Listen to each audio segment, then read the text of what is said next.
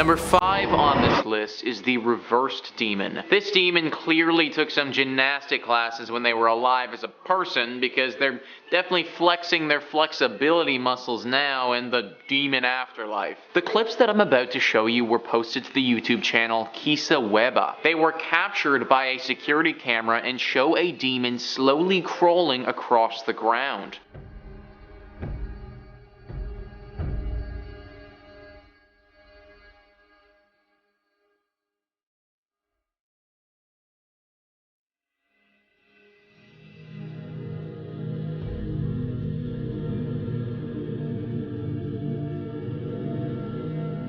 So as we can see, that demon is just slowly meandering along, minding its own business. Now, you may think that this is the end of the story, but it's actually not, because that thing was caught on another security camera in the area a little bit later. Let's take a look at that.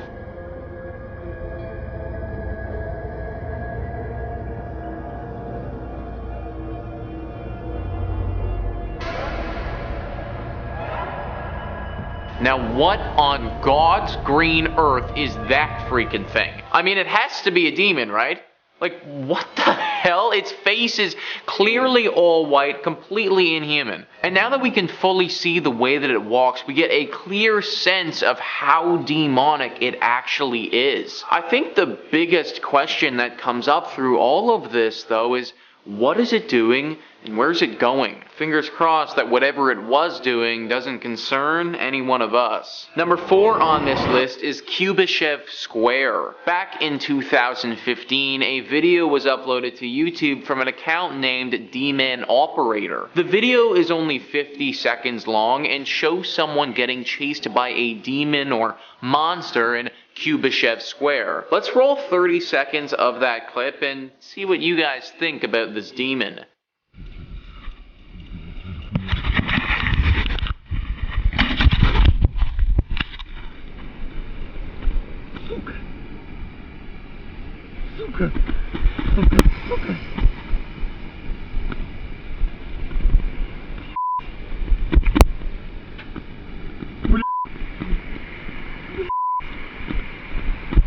So the man gets into the park, and just to the left of him is this completely demonic looking spider creature. It's slow out of the gate, but then it starts coming after him. The final 10 seconds of the video is going to show this thing get really close to him and then spit what looks to be some green toxic fluid out at him. Let's roll that now.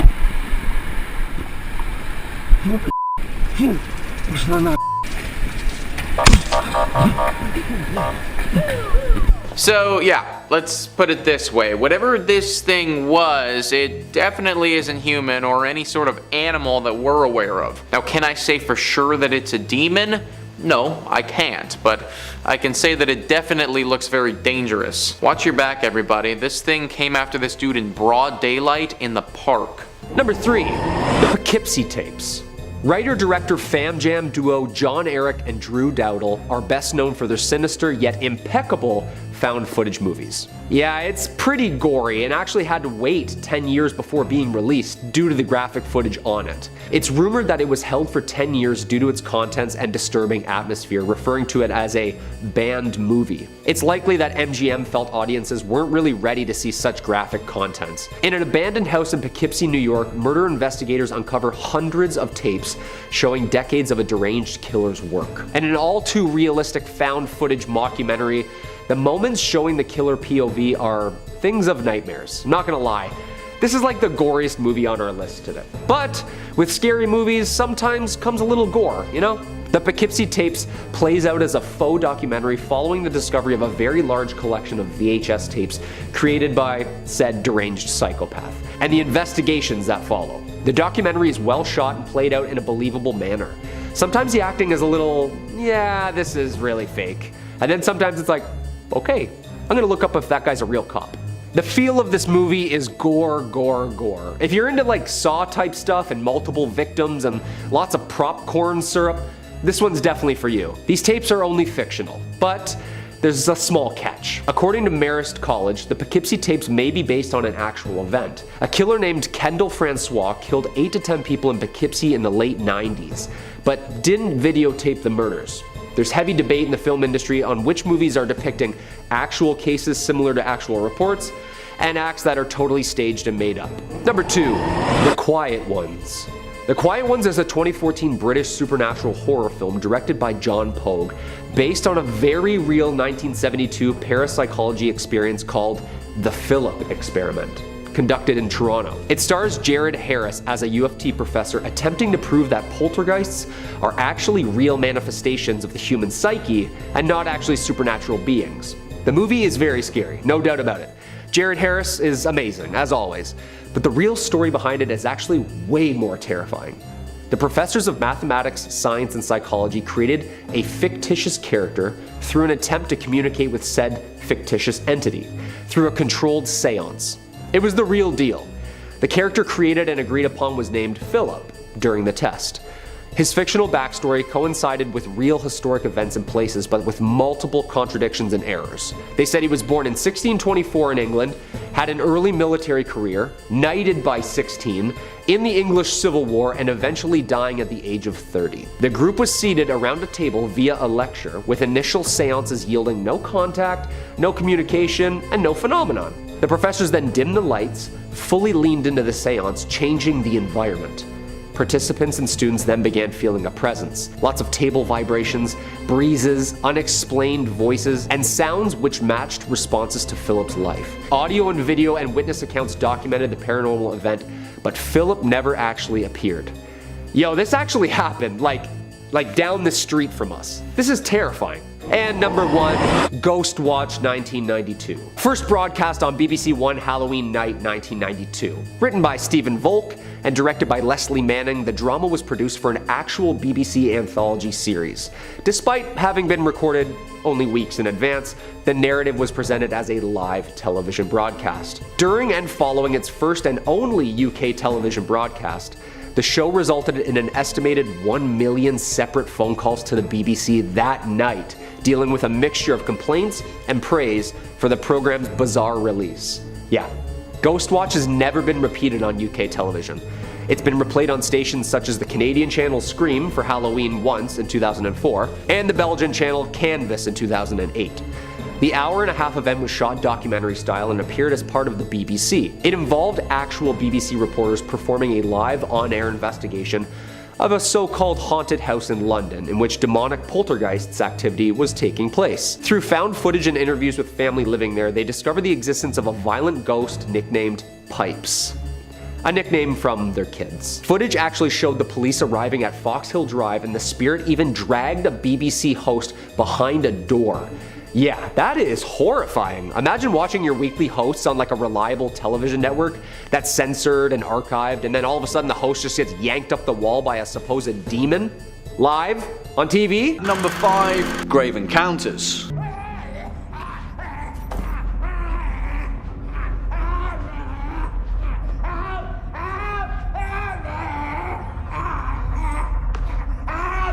Now, you guys had a lot to say about this particular film in the first part of this series, and rightly so, because, put it this way, if every episode of Most Haunted was as awesome as this, then we'd have enough content to keep us going for the next few decades. Written and directed by the Vicious Brothers, aka Colin Minahan and Stuart Ortiz, Grave Encounters is a 2011 Canadian supernatural horror film that strikes at the vein of paranormal reality TV, which, as I mentioned previously, is a much needed antidote to the fan footage genre as a whole. We, as an audience, need to be able to suspend our disbelief when faced with such a personal depiction of horror. Again, it strikes the question, why are they still filming? Well, this film follows Lance Preston, the charismatic host of Grave Encounters, an infamous ghost investigation TV series, and his crew as they make their way through the abandoned mental asylum Collingwood Psychiatric Hospital. What plays out is a genuinely nerve-wracking classical ghost story. I'm not going to sugarcoat it, there's not much more to the plot other than the pursuit of the paranormal, and the the pains that come with it. But as far as that goes, Grave Encounters does it very convincingly, and it's jammed with some genuinely uneasy moments. So much so that the Vicious Brothers have extended the Grave Encounters series and developed quite the cult following in the process.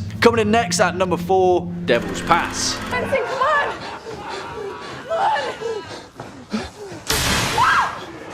Come on! JP!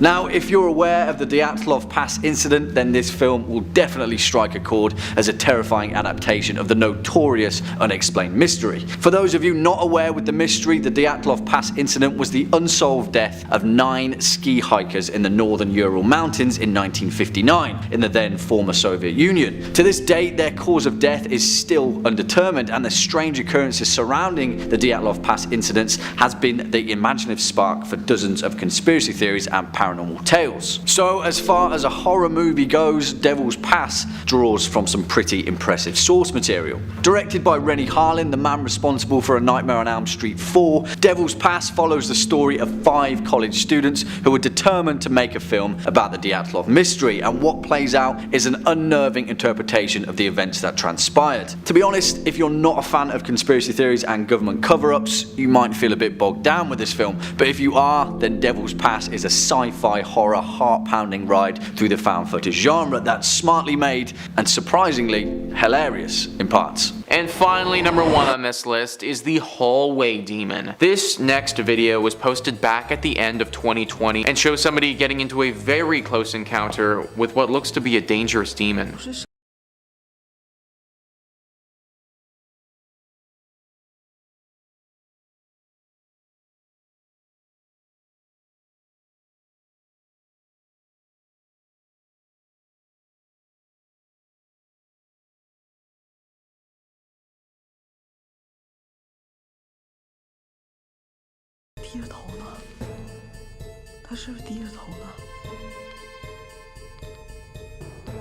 Yeah, so if that's me, I am getting the hell out of there, folks. I don't care what I think I know about demons or how many freaking boxing classes I've taken in the past. I am not sticking around to see how I'd fare against something like that. Also, let's face it though, the person filming was going through a totally abandoned building that had rumors of a haunting. They pretty much knew what they were getting into with this one. Still though, very scary nonetheless. Kicking off at number 5, The McPherson Tape, 1998.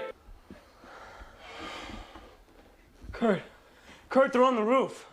Kurt, what are we gonna do, man? We're on the roof. Oh, close the flue. Also known as Alien Abduction Incident in Lake County, the McPherson Tape is an incredible display of science fiction horror done well, in a time when the found footage subgenre was just finding its feet. I'll be honest with you guys, when I first saw the McPherson Tape as a kid, when it was broadcast as a straight-to-TV film, I thought it was actually real. And I wasn't alone either, because when it originally aired on UPN on January 18th, 1998, hundreds of people called in to verify that it wasn't actually portraying real-life events. So much so that the Lake County Sheriff's Department had to release a statement reassuring viewers that the events didn't take place. The McPherson Tape centers around a family of the same name who have gathered together for Thanksgiving at their lake house when things quickly and mysteriously go wrong. As usual, I don't want to spoil any plot points for this film because it's definitely worth a watch, but if you're terrified of the thought of little green men roaming around your house at night, then you'll definitely be a fan of this film. Coming in at number 4, The House's October Built, 2014.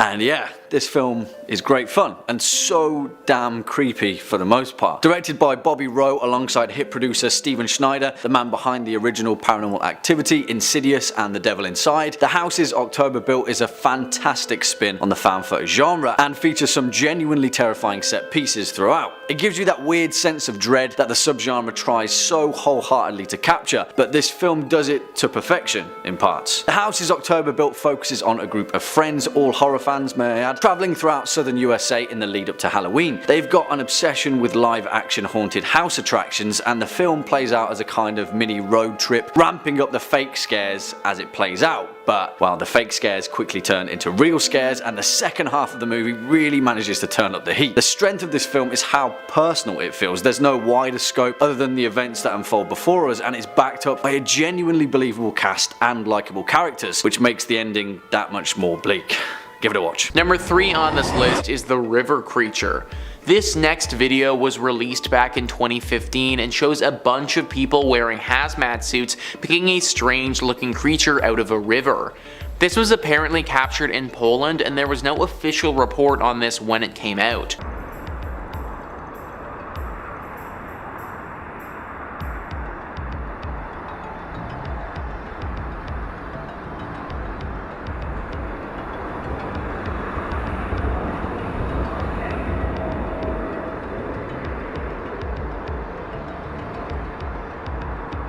So as we can see, there is a bunch of people with hazmat suits picking up this weird creature from the river. What is that creature, and why do they need to be wearing these hazmat suits for?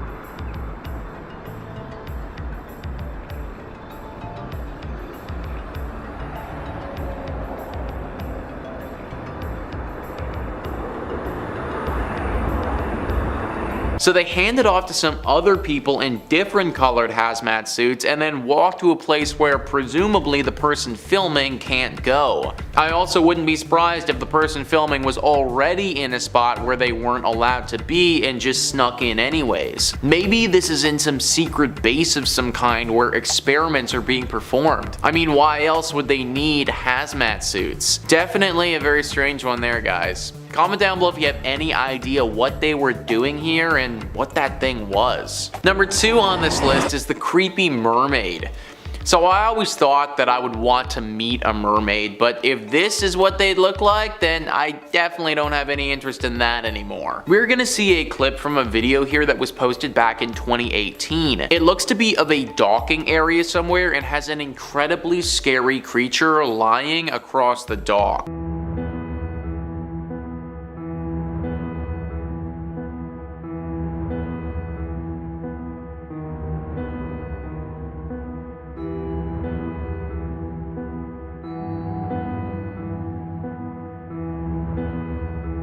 So what the hell was that thing, guys?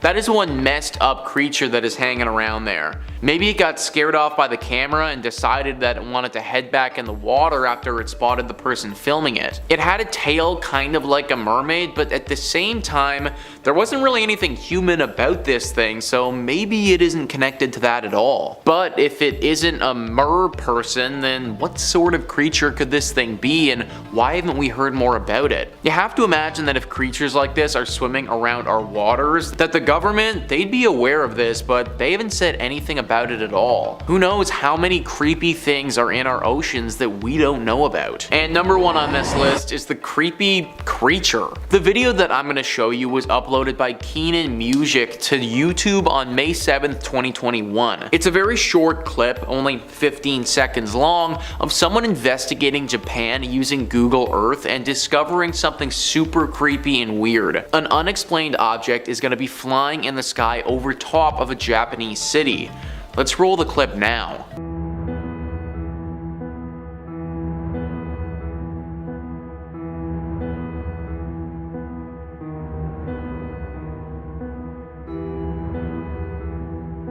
That thing almost looks like a drone, but it also looks like it could be made from organic material. I also don't know of any drones that look like that are constructed by humans.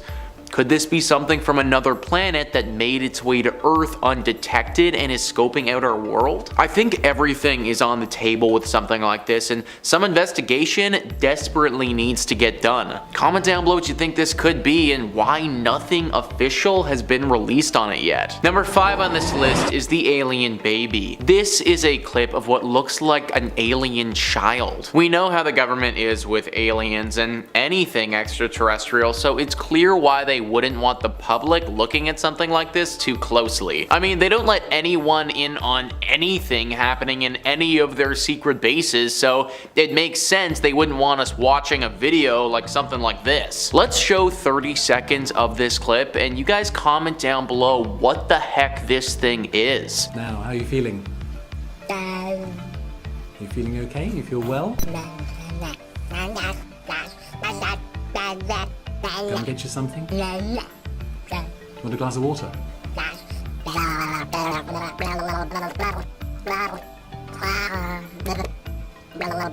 We're not really getting anywhere, are we, at the moment? Are you seeing something? Is there something you see over there?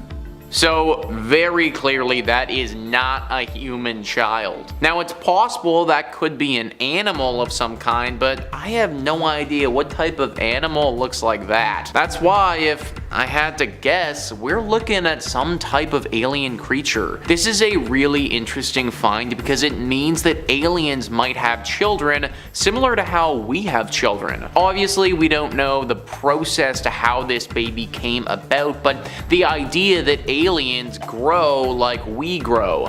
That's important information because for a long time people have speculated on their reproductive process. To just assume that they grow like we grow would be ignorant on our part, but now this looks like some serious evidence. What I want to see though is a clip of this creature several years from now. What does this thing look like then? It doesn't look too threatening today, but you already know that it's going to turn into something deadly most likely. Number 4 on this list is the dinosaurs. This next clip was initially from Shortest Blockbusters, but was broken down by Chills on his channel. I'm gonna play you an excerpt of what he has to say right now. Do you believe that some extraterrestrials are living among us? Then you really gotta see this scary video. The footage shows 2 dinosaur-looking creatures scurrying across a frozen river. They have spines that are heightened, long tails, and pointed heads. Otherwise, their bodies look more or less human. Are these dinosaurs extraterrestrials, humanoids? And that is the big question, right guys? Aliens, dinosaurs, or humanoids? What the heck are they? He goes on in that video to talk about how he believed this was actually VFX, but some people in the comments weren't too sure.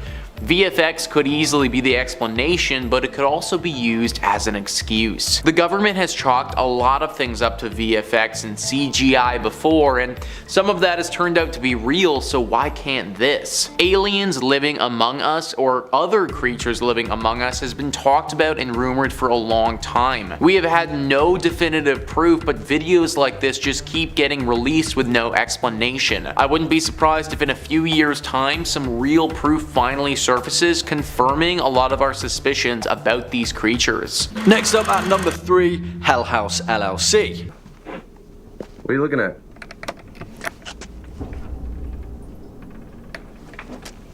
Holy got me, man. Alright, weirdo. I went into this film with 0 expectations and was terrifyingly surprised at how bloody good it was. If you're a fan of The House's October build, which was featured on our first list, then you'll find all of the same tropes in Hell House, but with more emphasis on the documentary style meta world building that found footage is so well built for. This film kind of went under the radar for most people and was shipped directly to on-demand services, but what's surprising about this film is how well made it is for something that was never intended to be seen on the big screen. To be honest, Hell House never really strays too far from its driving paranormal mystery, and we're never fully given an explanation that diverges from the main cast perspective. But that's also why it kind of works. There's no exposition in this film at all, and that's the way it should be. And it convincingly captures the feeling of the unknown. By playing out as a slow crawl that gradually unravels in media res, what we get is a genuinely terrifying paranormal mystery that, if we suspend our disbelief, could just as well be real. Swinging in at number 2, The Taking of Deborah Logan.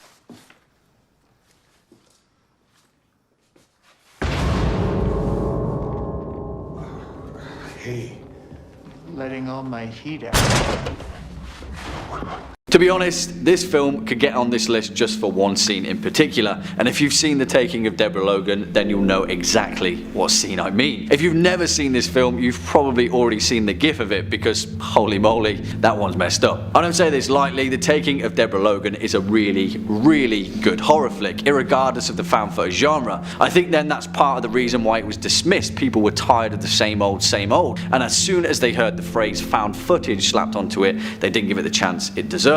But what they would have found is a convincing display of found footage horror at its best. Directed and co-written by Adam Robitel, The Taking of Deborah Logan follows a documentary crew who are making a research film on patients suffering from Alzheimer's. Their subject is Deborah Logan, an elderly woman with an aggressive form of the disease, but as the crew quickly realizes that prognosis is pretty far from being correct, and there's something much more sinister at work. One of my favourite parts of this film is Gavin, who after finding out that there's ritualistic murders involved, he just straight up quits on the spot and leaves. I love it, and we never see him again. He's just straight up gone, living his best life. Remember guys, if you ever find yourself in a horror movie situation, be more Gavin. And finally, at our number one spot, The Tunnel.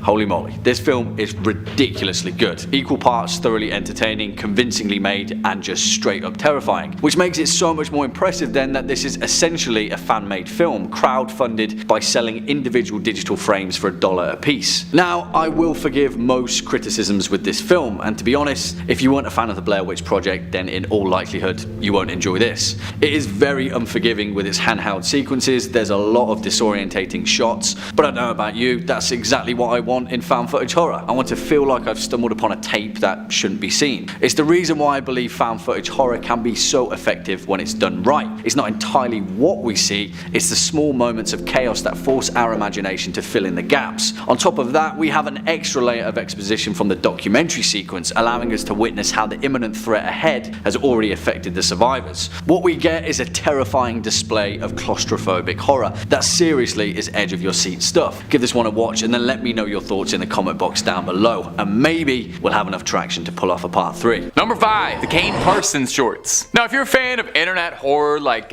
Slender Man, Marble Hornets, or the SCP Foundation, you know, all that sort of stuff, then no doubt you're probably already well versed in the backrooms and all the horror those odorous 70s hallways emanate. But I know my mom watches my videos sometimes, so I thought I'd start off with a quick summary and a flash of the most famous backrooms content before we really get into it. Initially starting life as a small post on a certain image board, you know the one, in 2019, backrooms refers to a space between realities that manifests as a dreary, never-ending stretch of abandoned office building hallways. A sea of stained yellow wallpaper and terrible carpets. What started as one small post really quickly developed into a fandom, with everybody writing their own backstories, continuity, lore, and all these narratives coming together in a big cosmic gumbo in this setting of the fractal hallways that live between worlds. One of the most famous, and I would argue what kind of propelled the backrooms from underground horror community stuff to mainstream, was a series of short films by a very young YouTuber named Kane Parsons. Parsons kickstarted the trend of making backrooms found footage videos, which is what we're looking at today, and pretty much everything we're going to be looking at was inspired by what he worked on. It's fantastic stuff, honestly. Triply so when you learn that he was 16 years old when he made it. If you haven't seen any of them yet, I'd definitely say go check them out after this video. They're a great little bit of shoestring budget internet horror. The original video is probably the best little like microcosm of it. There's a bunch of them, but they're all well made. And if you really liked it and you think, hey, I'd enjoy that concept for roughly 90 minutes, I hope I can sit in a big room with 300 other people and eat some popcorn and do that. I got some fantastic news for you. A24 Productions is working on a feature-length script about the backrooms. It's going to be directed by Parsons with collaboration from James Wan, who, if you don't recognize the name, was the director of Saw and The Conjuring. Time will tell if that movie will be a total hit or a flop, but nonetheless, I think it's incredibly cool that an independent filmmaker is gonna get to make a big horror movie before he can even legally rent a car. That's like so cool. And if you want more internet horror, you are in exactly the right place for it, because you can click through on our channel and see the hundreds upon hundreds of scary videos we've been making for years. Put together some words that you like, you'll find something for it, I guarantee you. Stay subscribed, stay scared, and stay watching this video, okay? We got more backrooms coming up for you. Number 4,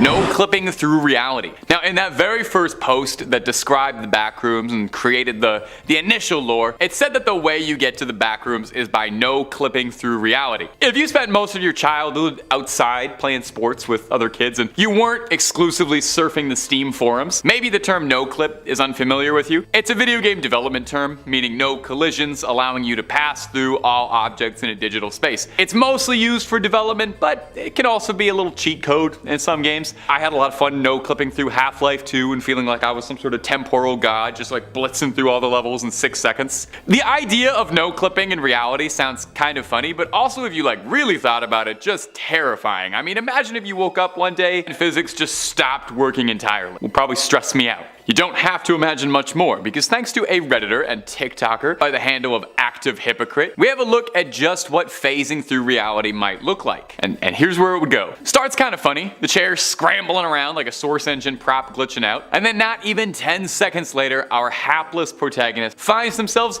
no clipping through reality and landing flat in the back rooms, presumably to spend out the rest of their days. Imagine how scary that would be. Your whole life's just upturned, and half a second like that, you're enjoying reality, enjoying all the pleasures that existence has to offer, and then bam, to the back rooms with ya. I gotta say, people give TikTok a lot of guff, and rightfully so. I've seen a lot of terrible things on there. But I do like how it's become a video platform for really quick, like bite-sized little snacks of filmmaking. Any platform that allows creative people a medium for which to serve up scares, A-okay with me. Number 3, Creep.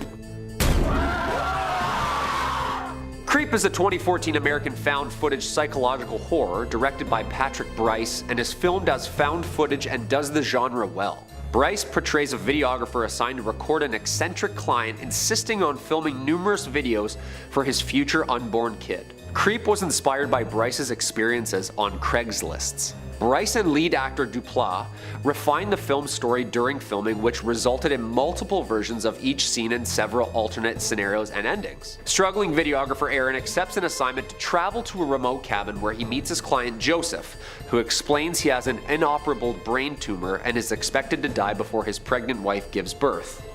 With this, he wishes to have Aaron record a video diary for his unborn child, and throughout the videos, Joseph demonstrates behavior that makes Aaron a little uneasy, which leads in Joseph confessing some pretty heinous stuff to him. As an increasingly freaked out Aaron intercepts a phone call from Angela, who's actually Joseph's sister, and warns Aaron to escape. Joseph then attempts to stop Aaron, leading to with Aaron escaping. Then, at home, Aaron starts receiving items in the mail from Joseph, including a recording of Joseph digging a grave. Creepy. A DVD is then sent to Aaron offering an apology in a public setting, which Joseph then kills him from behind with an axe. Spoiler alert, Joseph, now calling himself Bill, later receives a phone call from his newest target as he places a DVD of Aaron's murder alongside recordings of his past victims. That's scary. Yeah, I saw a play about a gruesome Craigslist ad once. They can get pretty disturbing. The film is widely known as one of Netflix's best found footage genre movies, and there's some great jump scares in there for you. Check it out yourselves. Number 2, UFO Abduction, the McPherson Tape. UFO Abduction, also known as the McPherson Tapes, is a 1989 American found footage sci-fi horror film written, produced, and directed by Dean Elialto. The film focuses on a family who are being terrorized by extraterrestrials during a birthday celebration. The late 80s and the early 90s were ravished by an overflow of popular paranormal genre movies and TV such as The X-Files and Unsolved Mysteries. The film begins with a brief introduction that proposes the film as legitimate and one of the strongest pieces of evidence for ETs yet. On October 8th, 1983, the Van Hees family gathers in Connecticut woods to celebrate 5-year-old sister's birthday. One of the brothers uses his handheld camera to record the night's events. The evening passes relatively uneventful as the family celebrates. However, after a small power outage, the brothers walk to the neighbors to investigate, and the three eventually come across an extraterrestrial spaceship landed in the woods and are shocked to see 3 small aliens walking around. Oh my god. Oh my god. Holy sh**. Holy. Yeah, that's creepy. They flee in a panic after the aliens notice them. Yeah, I would too if I saw them just walking around the forest. They return to the house and load shotguns, but are divided on whether they should remain in the house or leave. Classic horror movie move. After a while, they assume the visitors have left but notice all their watches have stopped. They conclude the party but are terrified as the aliens attempt to enter the house through the windows and chimney. Eric, one of the brothers, shoots and brings an alien's body inside the place and puts it in the back room.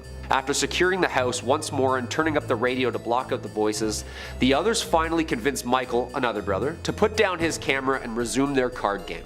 From its position across the room, the recording camera glitches and records what looks like 3 small gray aliens emerging from the back room. The tape ends as the aliens close in on the family. The film claims that the Van Heeses' whereabouts are still unknown and that viewers should contact the producers if they have any information.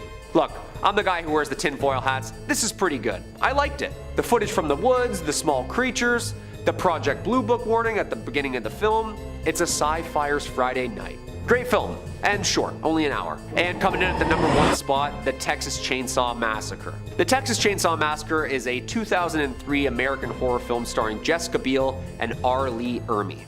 Its plot we're probably all familiar with if we've seen the numerous takes on this classic movie. It follows a group of young adults traveling through Texas who encounter Leatherface and his murderous family. A remake of Tobe Hooper's 1974 film and the 5th of the franchise. Erin and her boyfriend and friends are on their way to a Lynyrd Skynyrd concert in Texas. While driving through Texas, the group picks up a severely traumatized hitchhiker walking in the middle of the road. After they talk with the hitchhiker, she takes her own life with a concealed pistol. The group contacts police where they are led to an old plantation house where Thomas Hewitt is waiting, also known as Leatherface. Erin escapes and heads towards the woods, but Leatherface, armed with his chainsaw, follows each of the concert-driven friends one by one in an all-out slasher gore fest. Yeah, I watched this movie when I was 11 years old. No wonder I can't sleep at night. Erin escapes into the woods with Leatherface chasing close behind her and her friends, but she eventually injures him and halts the pursuit. Leatherface suddenly appears in the road and slashes the car with his chainsaw, but Erin manages to escape. 2 days later, 2 investigating officers are killed by Leatherface while doing a crime scene investigation of the Hewitt home, and the narrator states that this case still remains open. Come on back here, follow me.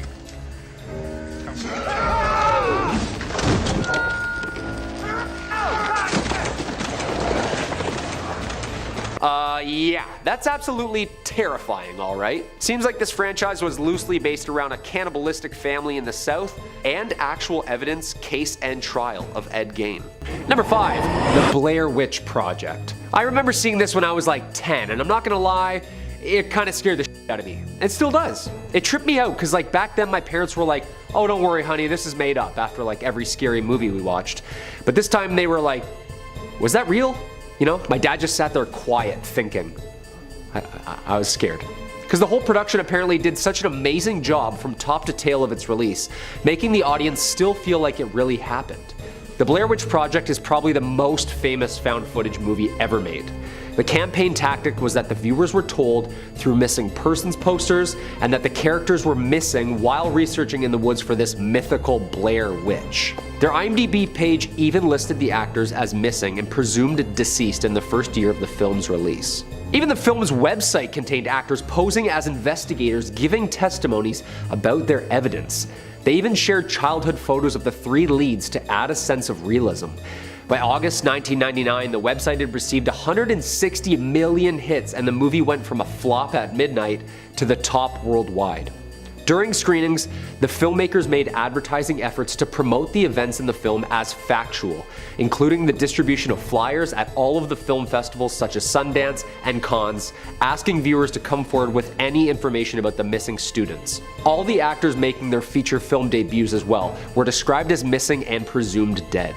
The actors' parents even started receiving condolence calls and sympathy letters. The actors got to witness the movie blow up, but they weren't even invited to the screenings due to the publicity. Imagine not being able to go see your own premiere, or even really celebrate your huge role in this huge successful movie. It's kind of sad for the actors, don't you think?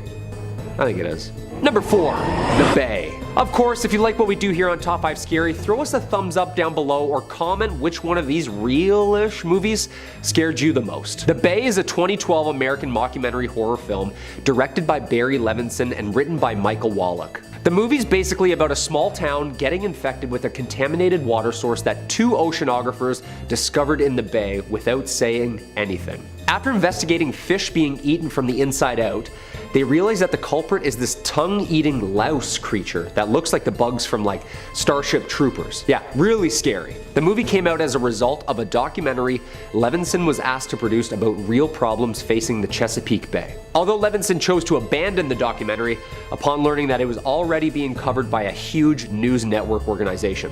Levinson instead decided to use all that research to produce this horror film, which he hoped would shed light on the issues facing Chesapeake Bay. As such, when promoting the film, he noted that more than 80% of the film is real and actually factual information. Also, 80% is so real that it had to wait to be released and cleared first. What? Yeah, this was like a real issue, hence the confusion around the found footage. Apparently this nuclear disaster monster giant isopod in the bay aren't real, but the small isopods filmed are very real. You see a tight shot of the isopod, Levinson said. That's not CGI, that's real. We just pulled that out of the Atlantic Ocean. The isopods do this really gruesome thing, which the bay does a great example of, is that they eat the fish from inside out. All that stuff is actually factual. A leaking nuclear reactor actually does have a runoff heading towards the Chesapeake Bay. Its quantities aren't great, but the fact that it's actually happening seems scary enough. The chicken farm runoff stuff is actually factual too. At the end of the day, yes, it's a movie, not a documentary, but it's infused with a lot of things that are really real. I think it adds to the nature of the piece, end quote. Hey, spoken like a true artist. And that's why the film has gotten so many great reviews. Give it a watch, very spooky, very well done. Next up at number 3, Noroi, The Curse, 2005.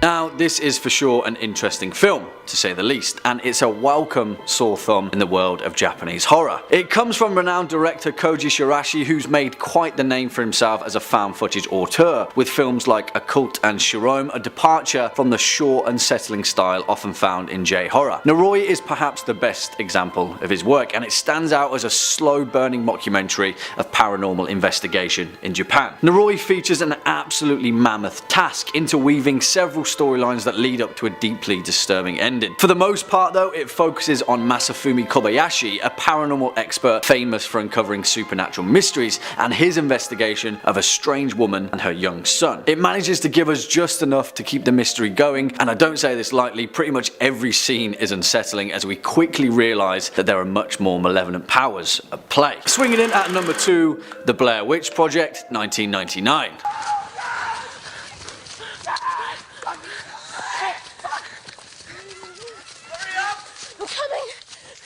My boots aren't laced. And you just knew this one would make this list, didn't you? Of course, perhaps the most famous found footage horror film of all time, and many people's first horrific dive into the subgenre. The Blair Witch Project is an awesome horror film, I'm going to say it, and the impact that it had on the genre as a whole can't be denied. The reason that the Blair Witch Project is so damn good is because it managed to pull off exactly what terrifies us, a stark reminder that what really scares us is the stuff that we can't see, especially in a time when horror cinema was trying its hardest to deliver full frontal fear. Again, like with the McPherson tape, the Blair Witch Project relied heavily on viral marketing. Even a year after its release, the 3 actors, Heather Donahue, Joshua Leonard and Michael C. Williams, were listed on their IMDb pages as missing or deceased. The film's creators, Daniel Myrick and Eduardo Sanchez, made huge strides in creating a working mythology for the film, drawing on 18th century folk legends to fabricate their own occultist backdrop, hinting to the viewer that perhaps there was some truth to the events of the film. In essence, it's what makes found footage horror so good when it's done well, an uneasy mix between horror fiction and horror fact. And finally, at our number 1 spot, The Borderlands, 2013.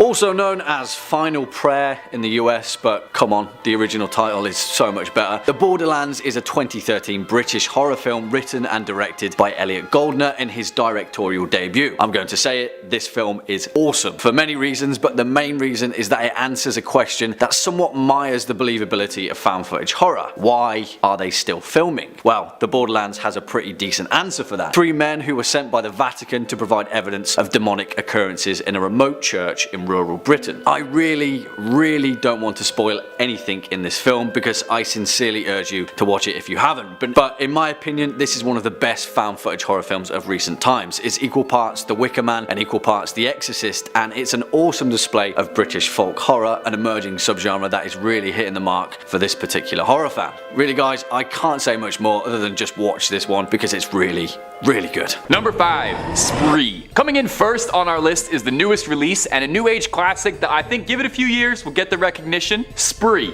It was called American Psycho for the digital age, and I think that fits. Spree stars Joe Keery of Stranger Things and Joe fame, putting down the baseball bat and the hair gel and sitting behind the wheel of a rideshare service, playing a down on his luck young man named Kurt who wants nothing more than to be a viral, famous social media star. Ah, very relatable. But in a sea of unboxing videos, react TikToks, let's plays, confession videos, hashtag challenges, apologies, and top 5 videos about horror movies, Kurt struggles to find any sort of audience for his content whatsoever and decides that the best way to stand out on the internet is to live stream himself snuffing his passengers he picks up in his rideshare app. Okay, you know, to each their own. I'll stick to doing YouTube videos, you do you. Now, Spree is not the smartest movie out there. The social satire is a little basic, to be honest, and it could have done with a lot more fleshing out on its commentary on social media addiction and internet validation, but it makes for a very solid foundation for a flick. It's got a plot that probably would have made for an okay Black Mirror episode, and maybe this movie wouldn't have worked as well if it wasn't for how fun Joe Keery is. Maybe I'm extremely biased because I love the guy, and because like most of the Western world, Steve Harrington is the only reason I watch Stranger Things, but he brings a super fun mania to the social media addicted lunatic. The American Psycho comparison, definitely apt. That's one of my absolute favorite movies of all time for just how sick and like entertainingly evil Patrick Bateman is. You know he's the most reprehensible, unlikable character ever put to film, but Christian Bale is just so damn charismatic you love him. And that's what's happening here. Joe Keery somehow manages to be both convincing as a really scary psychopath, but also oddly sympathetic and earnest. You know, it's the desperation. Have you ever seen a man soaked head to toe in blood, shaking and quivering after doing something unspeakable, and he's still asking you to subscribe to his channel? And speaking of vapid, deranged, dead-eyed internet personalities looking for fame, if you're looking for more scary movie reviews, ghosts, goblins, and aliens, well, click through to Top 5 Scary and subscribe. We've got loads more content with me behind the wheel, but not really, I can't drive. Look at me, I just skate. Number 4, VHS.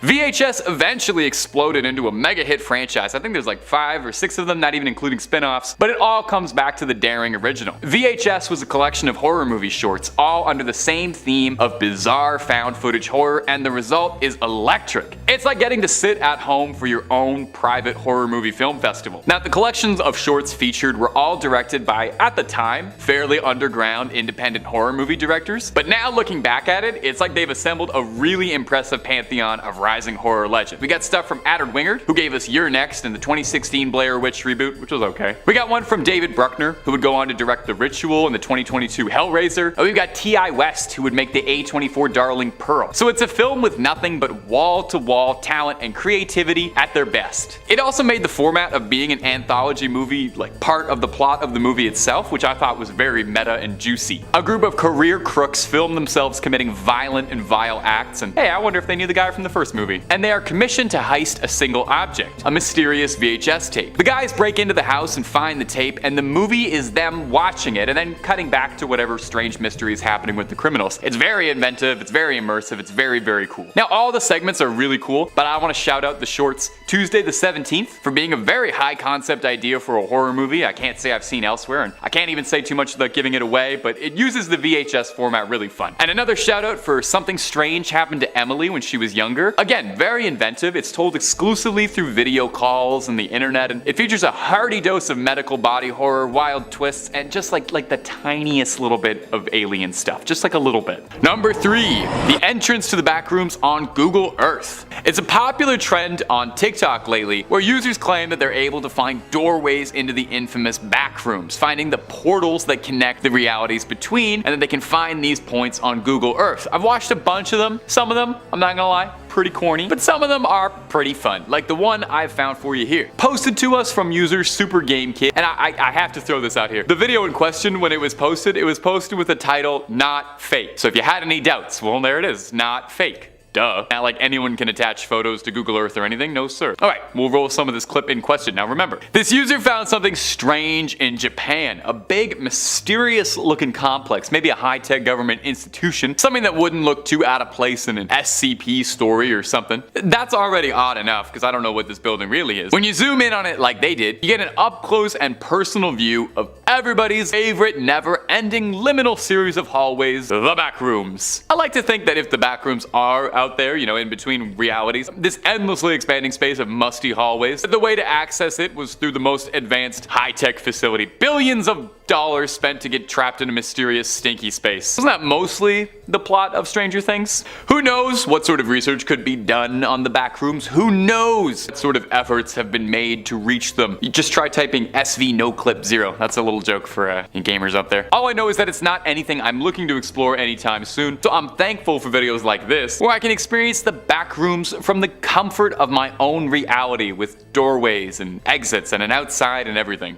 Number 2, death rooms. I think we've been getting a little tame with these videos. And I mean, that's sort of the nature of the back rooms, isn't it? It's more about the strange wistfulness that comes from a place that's familiar, nostalgic, but unrecognizable, like a dream being described to you by someone else. A bit of an esoteric fear, but esoteric fear doesn't really make for good videos YouTubers can make stupid thumbnails and the faces reacting to about. So sometimes we gotta crank it up just a little bit while also meeting content guidelines. Much like the SCP Foundation, there's all sorts of contributors to the shared urban legend that is the back rooms. Some of them see the back rooms as a lot more hostile. Let's roll some of this recovered found footage from YouTuber ChuggaYT called The Death Walls. Whatever is going on in this clip is bad news bears and then some. We see it from the perspective of a couple of explorers donning hazmat suits, presumably from some super secret government institution you need Black Ops level clearance to even know about. Maybe the SCP Foundation? I could definitely see those guys getting involved in something like this. Whatever has happened though is absolutely horrible. We see the remnants of the investigation crew squished up against the walls. They had no clips set back to 1, not 0. They're wedged in between the back rooms. Their insides are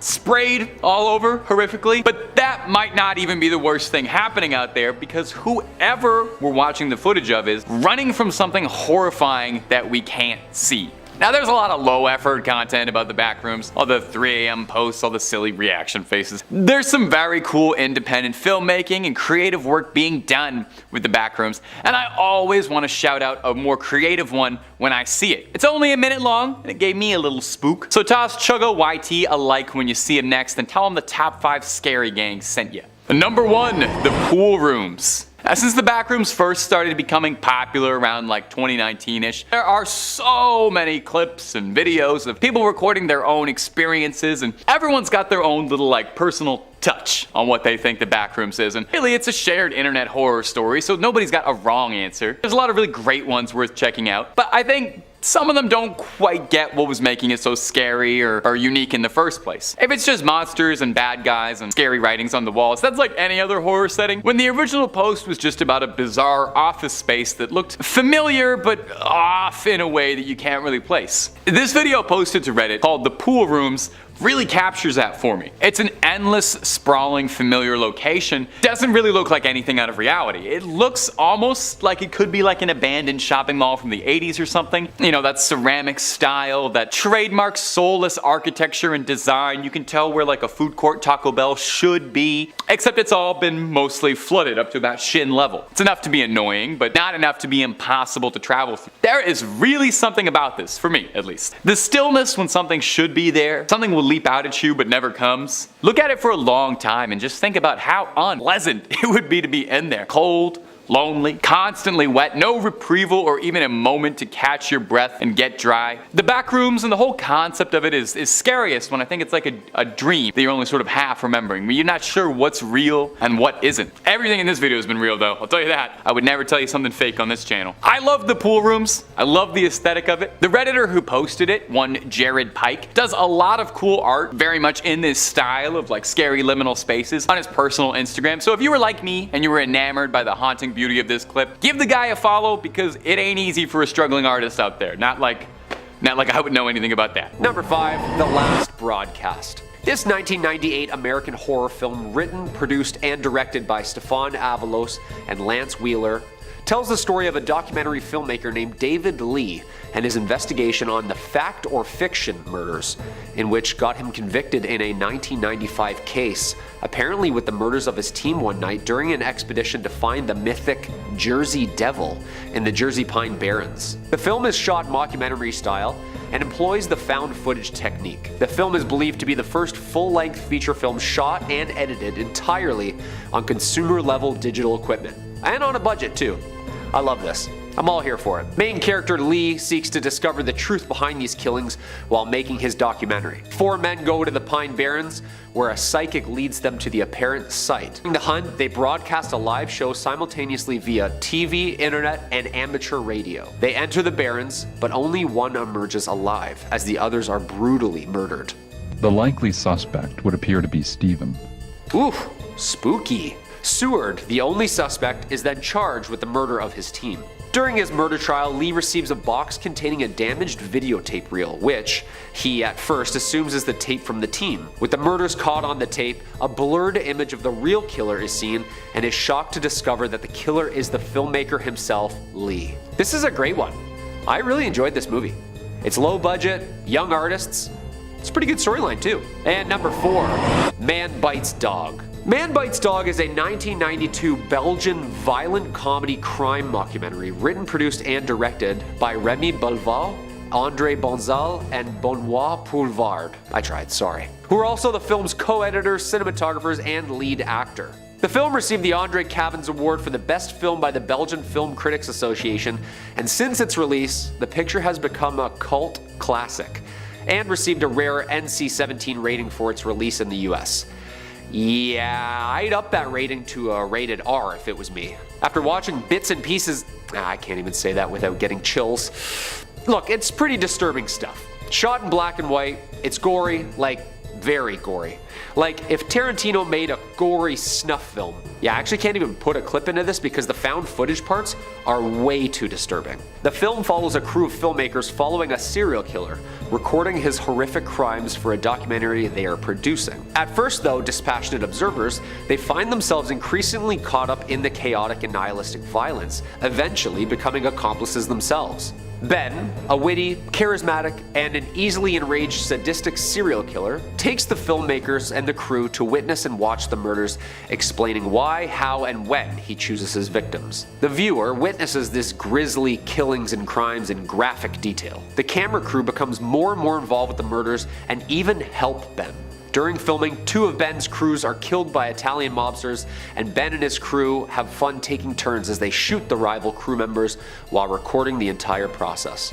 Like I said, it's gory. Tons more gruesome killings, and Ben is finally arrested, but then escapes. At this point, someone takes revenge on Ben, and he finds his girlfriend and family all disturbingly murdered in revenge. The camera crew and Ben are all ambushed and shot by the rival mobsters. After the camera falls, it keeps running, and the film ends with the death and of the fleeing of the suspects. Only watch this film if you can stomach disturbing scenes. Trust me, it's pretty visual. Number 3, Lake Mungo. Okay, let's go back to another lesser known one with Lake Mungo. This one's an Australian feature, came out around 2008. Lake Mungo is a healthy, hearty dose of scares and thrills and heart-wrenching family drama. Horror and family drama go hand in hand like the girl from Hereditary and a stop sign. Too soon? That was too far? That was too far? That was too far. In Lake Mungo, we're in the perspective of Matthew Palmer, a young man who has been depressed and broken shortly after his sister's drowning shattered his family's well-being and mental health. However, Matthew begins to see signs of his sister everywhere, feeling her presence in the house with him, and mostly because he keeps seeing her ghost all around. He sets up a surveillance camera system all over their house and begins making a documentary about his experience hunting for his sister and closure. As the investigation as to whether or not his sister really is haunting them, Matthew ends up uncovering family secrets that were long thought buried and finds himself haunted by his sister's loss in a way much grander than any ghost story could. Now, what I really like about this one is pretty much right up until credits, you'll be asking yourself what's happening. Not in a confusing way, like an Inception sort of thing. It's just got a bunch of fun and clever twists that kind of keep you guessing the entire film, keep you asking questions. The film uses the medium well. It allows the audience to go on this journey with the family, where you're there with them and you're asking too what's happening, if it's really a haunting or if it's all just a sad family wanting to see their daughter one last time. It honestly ends up being really heartwarming in a bizarre way. You don't see a lot of horror movies that kind of get you right here. And without spoiling like too much, because I do want you to see it, unlike Hereditary, this one doesn't really have like a happy ending, but it doesn't have a horrifically sad ending. It's kind of bittersweet. It's genuinely very touching. So if you're looking for something to tug at your heartstrings a lot while also making your hair stand on end, you can't go wrong with Lake Mungo. Number 2 is Wreck.